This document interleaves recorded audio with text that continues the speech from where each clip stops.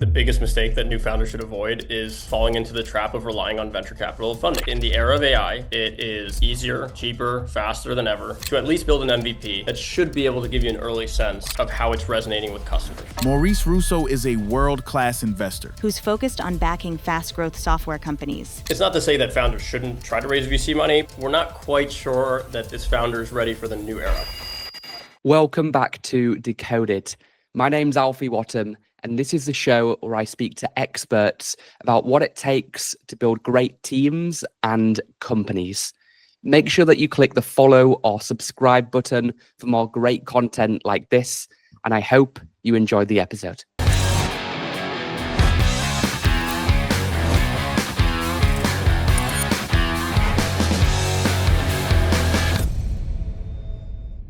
Maurice, you're an investor at Lura Hippo, which is invested in Allbirds and Warby Parker and DocSend and so many other massively successful companies. One mistake that every new founder should avoid that you've seen come up time and time again? Yeah, well, I mean, I think for new founders in particular, this is an interesting era to be answering that question. And so for me, even though this is against my own interest to say this, I actually think the biggest mistake that new founders should avoid is falling into the trap of relying on venture capital funding. And I think in the era of AI, it is easier, cheaper, faster than ever to at least build an MVP that should be able to give you an early sense of how it's resonating with customers, right? And making that jump from like I have users to I have paid users is a big one, right? In my industry, the word profitability sometimes sounds like a foreign language to certain people. But I do think we're actually heading into a place where you can actually build what used to be the fundamentals of a traditional venture-backed startup with the goal of profitability and less funding at a much easier level than has ever been done in the past. And I think this especially applies to things like niche verticals that people are not, looking into as much, and maybe requires a lot more deep industry expertise to understand, or highly regulated industries. And I think, with AI, you'll need less employees. You'll need to outsource your engineering a lot less. And frankly, you can build, these great companies that maybe are not quite venture scale exits, right? But if you sell a company that you bootstrapped and own 100% of it for $20 million, you'll be sitting on a beach at your new beach house, and you might not be on the front page of TechCrunch, and talking about all the fancy investors you've been backed by, but I don't think you'll be disappointed about that at the time, right? And I think, I just think in the era that we're in with the new tools that we have access to, which are truly almost alien-like, I think we're going to see more of that than ever. So it's not to say that founders shouldn't try to raise VC money, but I think we're entering an era where it's less needed to rely on saying, I'm going to be a VC-backed company, because you can always, you can bootstrap something, and if it shows serious velocity and you think it's time to add fuel to the fire, you can always go to VCs then. So I think that's probably the mistake that I see a little bit too often. This is a quick message to tell you about my company, Alpha AI.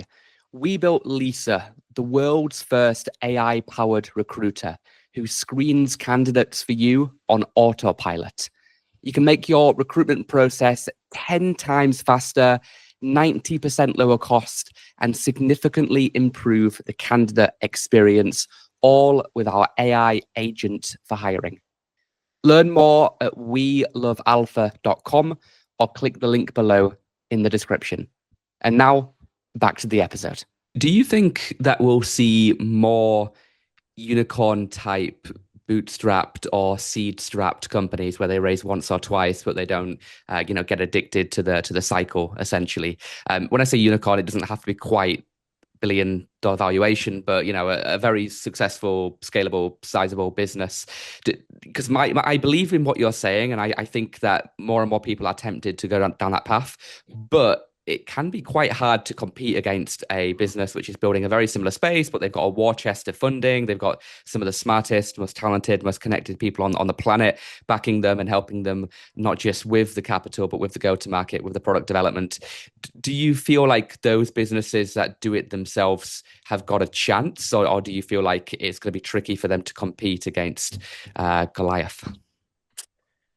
I think it depends on the space, right? Yeah, Because I think there are some spaces that, you open uh, the news and you see a new, $50 million round for a competitor in a very, I think these tend to be very obvious applications of AI, right? yeah, And they tend to sit pretty much precisely on the app layer. And so I think what's happened is a lot of the big VC firms have said, well, how are we going to pick the winner and how are we going to help them become the winner? And one way has been, well, let's just give them a significantly higher amount of funding than is generally, than has been done in the past. And so in those verticals, I think it's hard. I think it's hard to say, that you're going to build a sustainable, profitable bootstrap business and expect to grow it to a place where, it really continues growing year after year, in a way that's meaningful.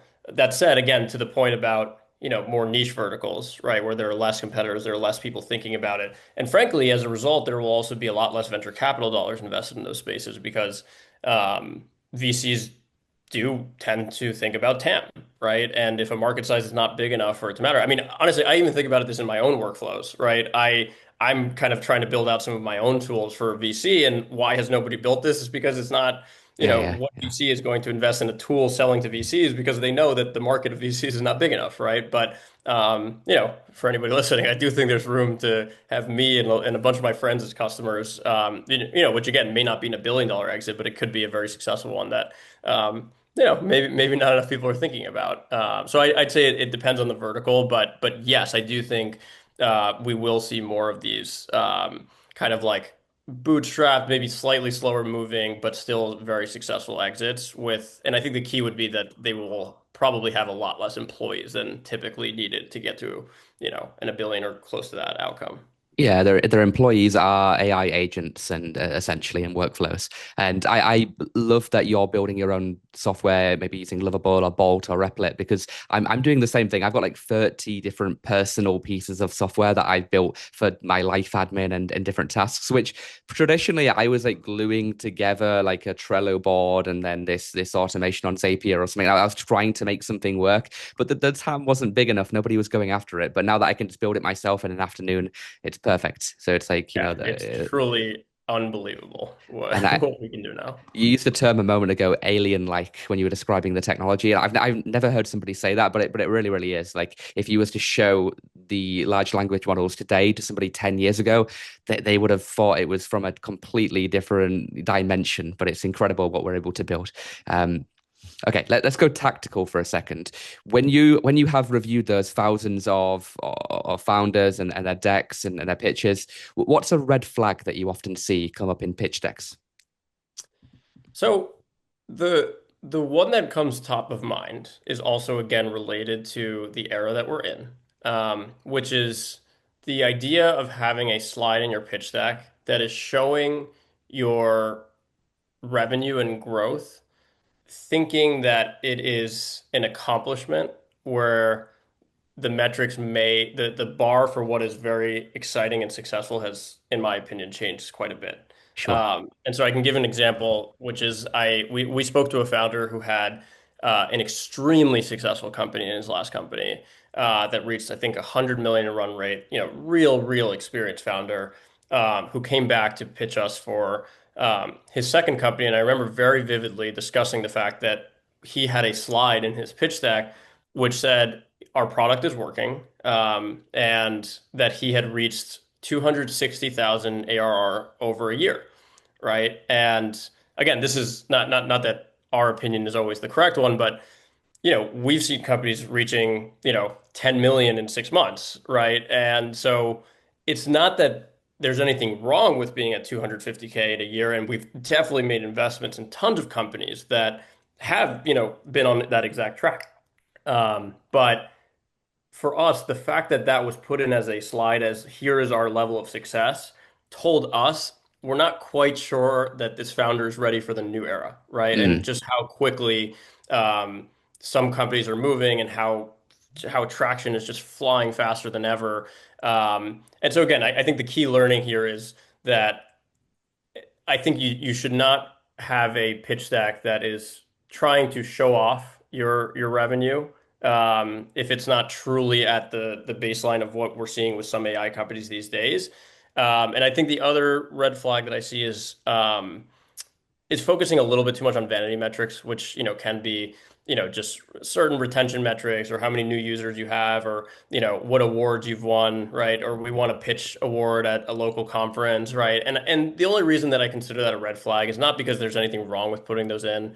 But to me, it tells me that they're trying to add a little bit more to the story because maybe there's a little bit less substance in where we want to see it. So I don't know if I'd consider that a red flag and that nobody should put it. It's just what I would say is I think as from the perspective of a VC, it does not add to my excitement to see that sure. you've won, a pitch competition. That said, it is still very impressive to win a pitch competition, and it's not that you should not be proud of that. I'm just not sure that it's going to move the needle on, raising your round. Yeah, no, I completely agree with you. I want to see more steak and less less vegetables. I love Right. vegetables, but you want to see what the main thing, right? You've only got 10 seconds to a minute to get somebody's attention when you open that deck. Otherwise, it's on to the next one and on to the next one. Your inbox just constantly keeps filling up. So how do you get them hooked? And regardless of what slide you're putting in, if it doesn't make them go wow, then you should consider maybe removing that, moving it to the data room, or putting it somewhere else. Okay. Earlier in life, before all the investing, you were a top paddle and tennis player. Now, I speak to a lot of people on this podcast who are very successful in athletics when they were younger. It seems to be a common thread. It's athletics or video games, which maybe that's a Yeah. video game for the mind. That's kind of what I was more interested in. But why do you think that is? Why do you think that's a common thread amongst some of the most successful investors, founders, and so on? Yeah, I mean, I think being inventor, founding a company, et cetera, these are competitive jobs, right? And they're not designed for people that, enjoy stability and maybe steady growth. And, as they get promoted, they get more in their salary and have reliability in their life. I think, for me, for example, for better or for worse, I'm definitely a little bit of a sick person. You speak about paddle, like last year. I got so obsessed with paddle and started playing tournaments all over the country and in fact internationally as well. And I genuinely told Ben, who's on my team, that I genuinely thought it was getting in the way of work, which it absolutely did, by the way. And but the learning there is that I'm a very 0 to 100 person. I've always been a very 0 to 100 person. Everything I do in life, everything from when I wanted to do venture originally, I had no idea how I was going to get there. I didn't really have the traditional, Stanford or CS background or, a lot of what people look for today. But I just really wanted to find a way to do it. And that's what I was obsessed with for the time that I was trying to break in. And then unfortunately, in the first year of working at Lair Hippo, it kind of became paddle, but now we're back to venture. And I think, it's just a trend that I see amongst the most successful investors and founders is that they have trouble achieving balance in their life. And I'm not here to say that you should not look for some sort of balance in your life, but I think when I look at the most successful people around me in my network, whether investors or founders or anything in between, they have trouble achieving that balance, right? And so even if they try to strive for it, or they have friends around them telling them, slow down, like take it easy a little bit, it's like a concerted effort for them. And so I think that is something that's very common amongst successful athletes at any relatively high level to the professional level, is that they're not capable of this balance or just they go all in. And thankfully I think I'm grateful to be in an industry where that mentality is particularly helpful. Oh, I would be screwed in any other field, basically, because like as much as going for more of a work-life balance is something that I probably should do, and most people listening to this probably should do. It doesn't matter how many times somebody tells that to you, you're just not not going to do it, because if you're not as obsessed and really really going for it as the person next door who's working on the same problem is, then you're probably going to lose. And the thing about what we're building is when you have a company that's a market leader in software, that can be like 70-80% of the market, and everybody else is running around looking for the crumbs. So anything that stops me and probably a lot of people listen, going for that golden trophy. There is no silver. It's almost like the bronze is everybody else. So I feel the pain, but it's a good pain to have. I wouldn't have it any Yeah. other way, basically. Not quite athletics, but you were also previously a professional poker player. Maybe again athletics for the mind and for strategy. But what do you think poker can teach you about being a successful investor? And again, another common thread I've spoken to, I know 5-6 people on this podcast over the past few years that also played poker or blackjack or something like that at a professional level. First of all, I'd love to meet all of the folks on your podcast that have played poker or, any sort of cards Yeah, at a high level. I'll get a But table together. Yeah, yeah, yeah. please do. What I would say is there's a few learnings. So first of all, um, in poker, there's two key strategies once you get to a higher level. One of which is called GTO, which stands for Game Theory Optimal. And then there's exploitative poker, which tends to mean how do you exploit the tendencies of your opponents, even if it's not the mathematically optimal play. Um, it's a little bit of a loose analogy, but I've thought about this analogy a lot, and I really like it. So anybody can feel free to call me out on it if they think it's bad. But I actually equated a lot to the idea of thesis-driven investing versus kind of like gut-focused, opportunistic investing, right? So and when you think about thesis-driven investing, a lot of my friends that follow that kind of strategy, they have a playbook, right? They think about a market top down. They look for which markets have certain problems, and they try to find the right people solving them in the way that oftentimes they agree with, or similar to that. And it's a much more structured approach. And a lot of times, especially at later stages, it's very contingent on certain financial metrics that they look for. And by the way, there have been many extremely successful thesis-driven investors over time. And then you take more gut-focused, opportunistic investing, which I'd probably put us more in that category at Layer Hippos, particularly being pre-seed and seed investors, where you don't have as many metrics to work with. But in that category, it tends to be a lot of gut, right? And a lot of just, hey, like this may not be exactly the type of profile we typically look for. It may not be exactly the type of way that we believe this problem should be solved. But if we really believe that we found someone special, we're just and something in our gut tells us like this is the right investment, like we will make it. And where you take that into poker is, I think the simple way to explain it would be, if I have pocket queens, right, in the solver in game theory optimal, pre-flop, it'll always tell you you put all your money in, right? Okay. But if you're Yeah. playing against, your friend who, say you have a friend who's 65 years old, has not played, a single hand the entire night, and suddenly he's going all in with you, you might tell yourself, I know this guy has to have pocket kings or pocket aces, right? Which are the only two hands that are beating you. And so the best players in the world find a way to know that game theory in this case would say you have to go all in, but also know that you should have an exploitative tendency to say, you know what, in this case I should fold because I know my friend and I know that this is the right time to lay it down. So I think that's the first thing that kind of applies a little bit of just there's no right or wrong strategy to both poker and investing in that sense, but I found that the best investors are the ones that execute their strategy at the highest levels, right? And I think there are many examples of many firms that have publicly talked about which strategy they probably fall more into. And then I think the other part is just general risk taking. When you play poker, over time you learn to lose and win money as if it's units and not as actual money out of your pocket. Mm. And I think for me, an example of this is I was mostly a tournament player for the majority of my career. And, the way tournaments work is you actually only about 20% of the field actually makes money in any given tournament. And because there's a lot of short-term variance in poker, the best players in the world are only making money in about, one out of every 4 or 5 tournaments they play. But the key is that out of those 1 out of 5, Say you have 100 tournaments and you make money in 20 of them. Out of those 20, maybe 4 or 5, you make serious, 100x, 200x returns on your investment, on your buy-in.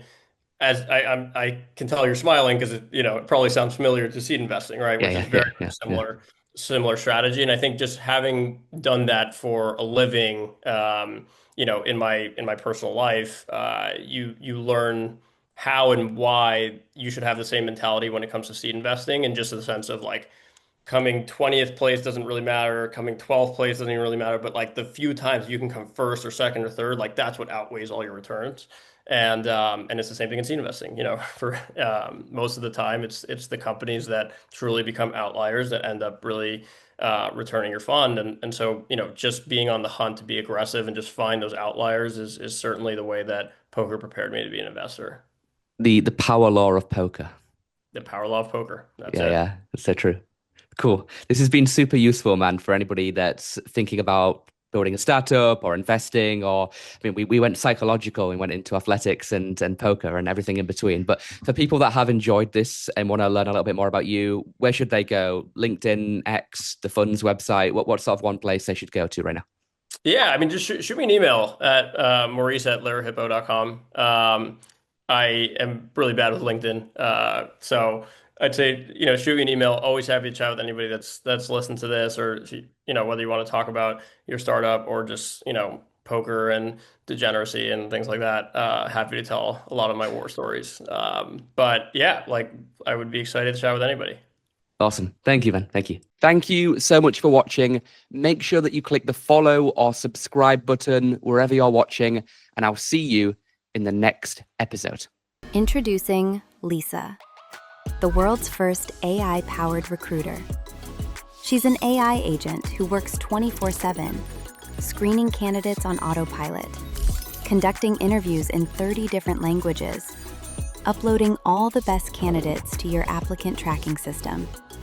Hire 10 times faster at 90% lower cost and significantly improve the candidate experience. Visit welovealpha.com to start your free trial now.